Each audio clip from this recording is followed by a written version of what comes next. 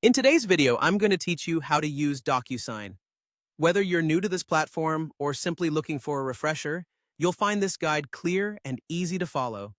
Let's dive right in. To get started, you'll first want to be on your DocuSign homepage.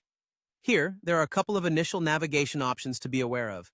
You can either click on the Start button, or you can go to the Agreements section and select Start Now.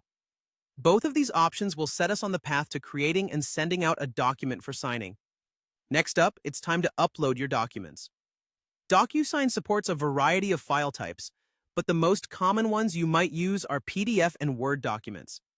Choose the files you want to work with from your computer and upload them into DocuSign.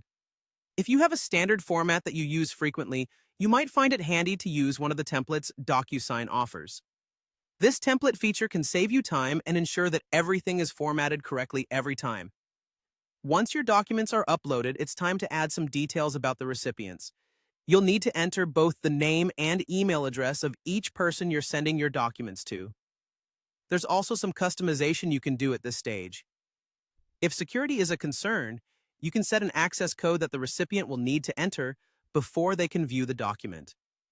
This additional layer of security can add peace of mind, ensuring that your document is only accessed by the intended party. Additionally, there's an option to add a private message, along with an email subject and a corresponding message. Take your time to personalize these fields to match the tone and context of your communication. When you're satisfied with everything, click Next to proceed. Now you'll be in the document editor where you can place the necessary sign fields. DocuSign refers to these as standard fields, which you can drag and drop onto your document. Think of these as markers for where you want your signers to place their signatures or other required information. It's a good idea to take a moment and carefully check that each sign field is in the correct position. Proper placement ensures the signing process is smooth and hassle-free. Once you've placed all the required sign fields and given everything a final review, it's time to send out your document. Simply click the Send button, and your document will be on its way to your recipients. And that's it. By following these steps, you can efficiently use DocuSign to send out documents for signing. It's a powerful tool for managing and executing digital agreements seamlessly.